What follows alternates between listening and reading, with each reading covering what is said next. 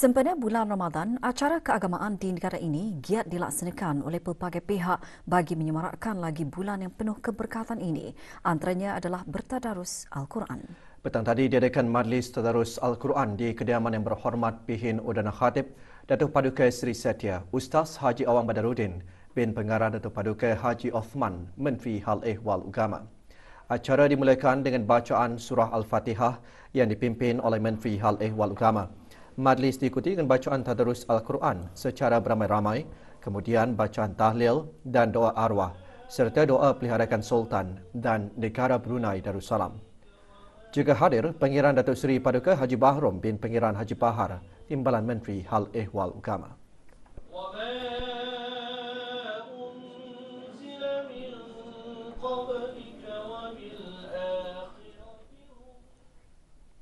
Sementara itu, Majlis Wanita Negara Brunei Darussalam mengadakan majlis pembukaan tadarus pagi tadi di rumah kediaman Naib Yang di-Pertua 1 Majlis Wanita Negara Brunei Darussalam di Kampung Manggis.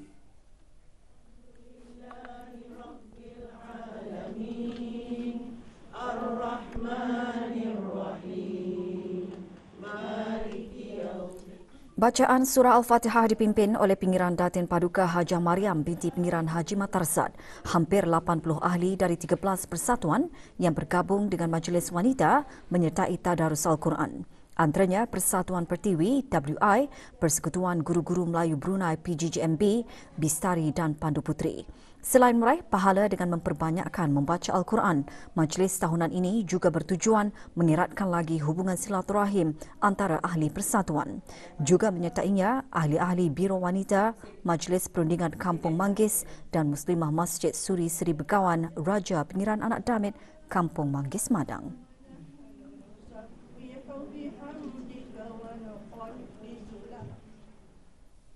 Selain menjaga kesejahteraan dan kebajikan masyarakat, Ketua Kampung perlu mempunyai wawasan sebagai peneraju kepada pembaharuan kampung seiring dengan Wawasan 2035. Ikuti bahan beritanya dan bahan-bahan berita dalam negeri yang lainnya selepas petikan titah ini.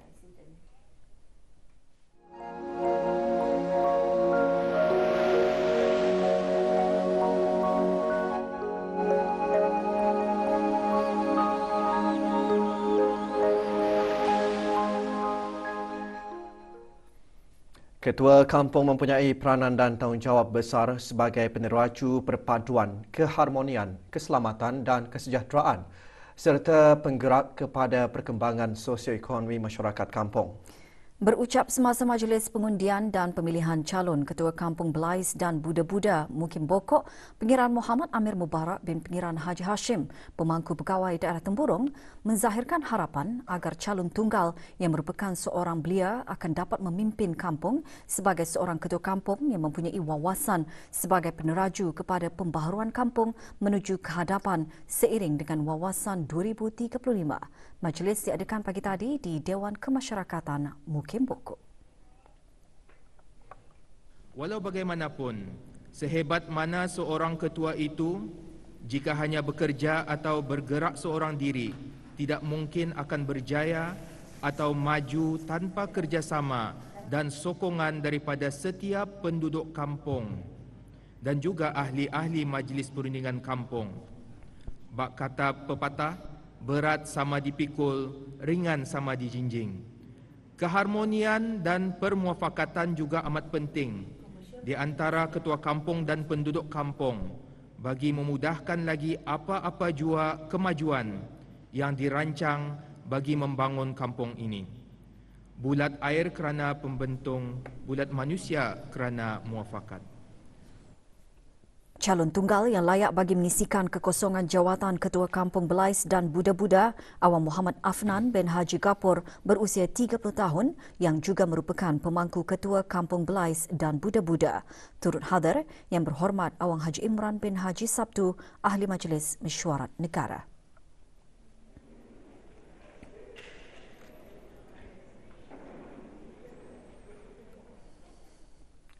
Perkembangan terkini situasi jangkitan COVID-19 di negara Brunei Darussalam. Kementerian Kesihatan dalam siaran akhbarnya melaporkan tiada kes jangkitan baru dicatatkan hari ini.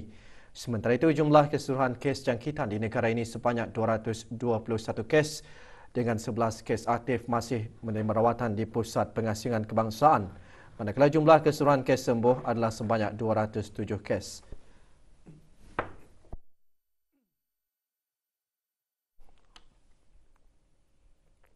Kes terakhir jangkitan tempatan COVID-19 dilaporkan pada 6 Mei 2020.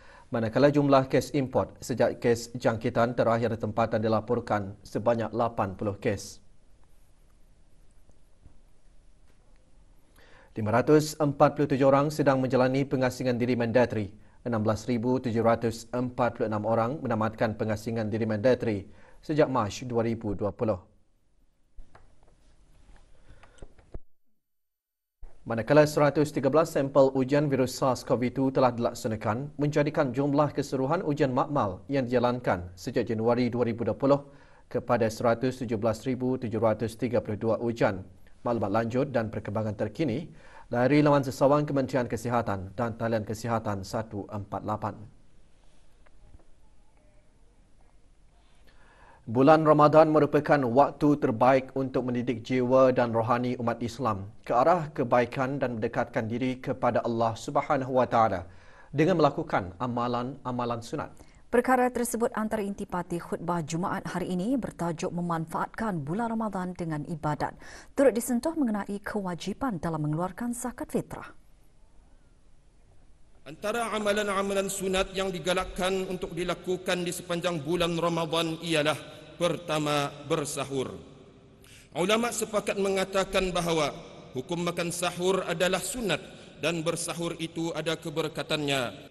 Selain itu, sunat melambatkan sahur sehingga hampir waktu fajar, iaitu kira-kira pada kadar membaca 50 ayat Al-Quran sebelum terbit fajar. Kedua, bersedekah. Perbanyakkanlah amalan bersedekah kerana Rasulullah SAW adalah orang yang paling banyak bersedekah, lebih-lebih lagi di bulan Ramadan. Tak kira kecil ataupun besar, banyak atau sedikit, adalah sangat digalakkan. Ketiga, sembahyang sunat tarawih. Sama-samalah kita sembahyang sunat tarawih berjamaah, lebih-lebih lagi di masjid-masjid, surau-surau dan balai-balai ibadat bagi sama-sama mengimarahkan dan menghidupkan malam-malam di bulan Ramadan. Keempat, membaca Al-Quran. Bulan Ramadan merupakan bulan Al-Quran. Oleh itu, perbanyakkanlah membaca Al-Quran di bulan ini seperti bertadarus sama ada di pejabat, di rumah dan di masjid-masjid. Kelima, menyungkaikan. Amalan menyungkaikan atau memberi makan untuk orang yang berbuka puasa adalah sangat digalakkan dan mempunyai ganjaran yang sangat istimewa. Sesungguhnya, hikmah dan tujuan zakat fitrah itu ialah: pertama, bagi membantu umat Islam yang memerlukan; kedua, bagi melahirkan rasa kasih sayang sesama Islam; ketiga, sumber kestabilan dan kemakmuran umat; keempat, sebagai tanda kesyukuran atas nikmat Allah Subhanahu wa Ta'ala; dan kelima, bagi membersihkan hati dari sifat bakhil. Berita yang baru kami terima. 2 adik-beradik meninggal dunia selepas kereta yang dinaiki dipercayai hilang kawalan lalu melanggar sebuah kereta dalam hala yang bertentangan. Menurut Balai Polis Lamunin, pasukan polis Diraja Brunei PPDB, insiden kemalangan diterima kira-kira pukul 11.50 pagi melibatkan 2 buah kenderaan di kawasan Kampung Pengkalan Mau, daerah Tutong. Siasatan awal mendapati kedua-dua mangsa, pemandu dan penumpang merupakan warga negara tempatan berumur 20 dan 18 tahun dan disahkan meninggal dunia di tempat kejadian. Punca kemalangan masih dalam siasatan. Jumlah kanak-kanak yang mengalami masalah perkembangan tumbesaran di negara ini meningkat dari 400 orang pada tahun 2010 kepada 766 orang pada tahun 2020. Peningkatan tersebut bersamaan dengan trend global iaitu 1 dalam 6 orang kanak-kanak atau 17% kanak-kanak dalam lingkungan umur 3 ke 17 tahun mengalami masalah perkembangan. Justru sokongan para ibu bapa penjaga penting dalam meduli dan menangani perkembangan kanak-kanak pada usia awal lagi. Hajah Nursiah Haji Awang Damit membawakan laporannya. Menurut Dr. Dayang Hajah Mewarni binti Haji Abdul Hamid, konsultan pakar pediatrik selaku Ketua Pusat Perkembangan Kanak-Kanak, antara masalah perkembangan kanak-kanak yang sering dirujuk ke pusat berkenaan ialah autisma, intellectual impairment, sindrom Down atau neurologi dan sebagainya. Pusat tersebut jelasnya menyediakan doktor-doktor pakar kesihatan kanak-kanak, jururawat, jurupulih pertuturan, jurupulih anggota dan jurupulih cara kerja. Kanak-kanak yang dirujuk ke pusat ini akan menjalani pemeriksaan dan penilaian bagi mengenal pasti dengan tepat rawatan yang bersesuaian bagi mereka. Jumlah yang dirujuk telah didapati kian meningkat daripada anggaran kami dari tahun 2010 cuma dalam 400 orang dirujuk setiap tahun, tetapi jumlah ini telah meningkat menjadi 766 pada tahun yang lalu iaitu 2020. Ini adalah sama dengan global trend yang kita lihat di negara luar, di mana misalnya juga Center for Disease Control dan Prevention di United States of America mendapati di antara kanak-kanak yang berumur 3 hingga 17 tahun terdapat 1 dalam 6 orang kanak-kanak ataupun 17% daripada kanak-kanak dalam lingkungan umur ini sebenarnya mengalami masalah perkembangan. Masalah perkembangan ini adalah seperti autism, cerebral palsy, hearing impairment dan sebagainya, dan juga ADHD dan sebagainya. Beberapa perkhidmatan keperluan khas disediakan oleh pusat ini termasuk pergigian, psikologi dan kebajikan perubatan bagi membantu kanak-kanak yang mempunyai masalah kelakuan, tidur dan pembelajaran, selain pemulihan pertuturan dan komunikasi serta membantu mempersiap kanak-kanak dalam kemahiran prasekolah. Manakala kanak-kanak yang dari daerah Tutong dan daerah Temburong, mereka akan dirujuk ke pusat perkembangan yang di bandar ini. Ya, sambil itu kanak-kanak yang mungkin memerlukan rujukan lanjutan, Hospital Suri Seri Begawan juga akan merujuk kepada pusat ini jika diperlukan. Pengorbanan dan dedikasi setiap ibu bapa dan penjaga sangat penting bermula dari tempoh prakonsepsi hingga ke tahun pertama kehidupan kanak-kanak. Dengan dedikasi ibu bapa itu, setentunya pusat perkembangan kanak-kanak akan dapat memberikan rawatan yang efisien agar dapat membantu memastikan perkembangan kanak-kanak pada kadar yang optima dan kualiti kehidupan terbaik selaras matlamat pembangunan mampan dan wawasan Brunei 2035. 22 pelajar Pusat Ehsan Al-Amirah Al-Hajah Mariam diraikan dalam majlis berbuka puasa anjuran Cheesebox Cafe and Restaurant, Domol Kadong.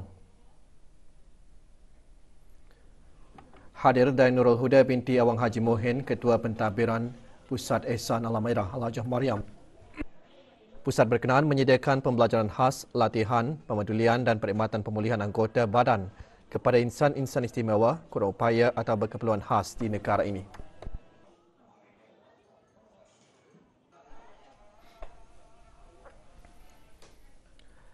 Kedatangan bulan Ramadan bukan sahaja menjanjikan pahala yang berlipat kali ganda bagi setiap amal ibadat yang dilakukan, malah membuka pintu rezeki kepada para peniaga dan penjajah, khususnya di gerai-gerai Ramadan. Tahun ini, gerai-gerai Ramadan dibuka semula dengan sambutan yang sangat menggalakkan setelah tahun lalu ditiadakan disebabkan pandemik COVID-19. Di daerah Belait, lebih 100 penyertaan diterima berniaga di gerai Ramadan.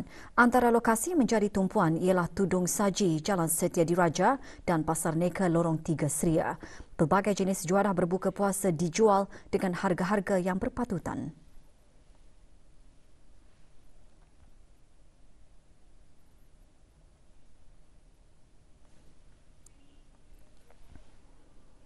Di daerah Tutong, 3 buah gerai-gerai Ramadan dibuka di bawah kawalan Jabatan Daerah Tutong dan Jabatan Bandaran Tutong, iaitu di kawasan lapang berdekatan Hospital Pengiran Muda Mahkota, Pengiran Muda Haji Al-Muhtadi Billah, Gerai Kilometer 28, Kampung Kupang dan Gerai Mukim Telisai. Gerai-gerai Ramadan beroperasi setiap hari dari pukul 2 petang hingga menjelang sungkai. Dalam tinjauan kru RTB, para penjaja dan pengunjung menyambut baik peluang yang diberikan dengan mematuhi garis panduan yang ditetapkan. Beberapa langkah telah kami ambil sebagai penjajah di mana kami telah menitik beratkan mengenai kebersihan dari segi penyediaan dan semasa kami menjual barang jualan kami. Selain daripada itu, kami juga memastikanlah yang gerai kami ini dah sesak dengan pelanggan. Kami ada juga menerima tumpahan dari orang luar yang ingin datang membeli di gerai kami, itu melalui SMS, dan kalau itu diorang datanglah ke gerai kami untuk mengambil sajalah, kira pick up saja dan bayar sajalah. Dan selain itu ada juga yang datang sendiri ke sini untuk melihatlah apa yang kami jual. Sebelum kami menyediakan jualan-jualan lain, saya pastikan datang itu, saya bersihkan lagi. Sudah pun lepas kami jual patang itu, bersihkan, tapi datang saya dalam pukul 1 dan 2 itu, kami bersihkan balik lagi. Jadi samping itu pun kami menggunakan SOP yang ditetapkan oleh pihak yang dimana Memoisha. Selepas seperti tahun lepas kita ni tidak ada berpeluang untuk suasana macam ni, tapi tahun ini alhamdulillah tadi berkesempatan merasakan kemeriahan Bazar Ramadan. Sebagai pengunjung perlu juga mengamalkan social distancing, dan kami juga selalunya memang mengamalkan membawa beg kita semula supaya bukan saja senang membawa, tetapi untuk menyahut seruan menggunakan beg kita semula. Banyakkan program ramai besar-besar amalan kebersihan, cuci tangan, pakai sanitizer dan sebagainya. Beli apa yang perlu sajalah, jangan orang kalau sebagaimana nanti membazir. Melakukan daripada kebersihan. Bagi daerah Temburong, Gerai Ramadan diadakan di Padang Kompleks Dewan Kemasyarakatan Pekan Bangar. 32 petak gerai jualan disediakan bagi jualan makanan dan minuman dan sebahagian petak bagi jualan salayan. Gerai Ramadan memberi peluang kepada para peniaga untuk menjana pendapatan di samping sentiasa menjaga kebersihan, kehalalan dan kesihatan makanan, termasuk sumber makanan serta proses makanan yang dibuat.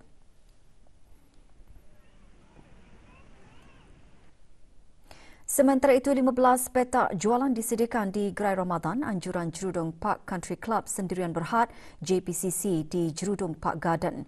Gerai dibuka bermula pukul 3 petang hingga 11 malam. Julung kalinya diadakan, gerai ini memberikan peluang kepada para pengusaha menjual pelbagai barangan termasuk juadah bersungkai, pakaian serta barangan lain. Turut disediakan kemudahan surau di samping penyediaan kerusi meja bagi para pengunjung untuk berbuka puasa.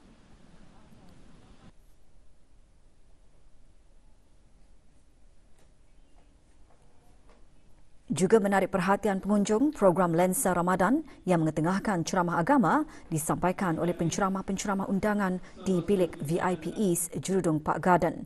Gerai Ramadan akan dibukakan sehingga 9 Mei depan.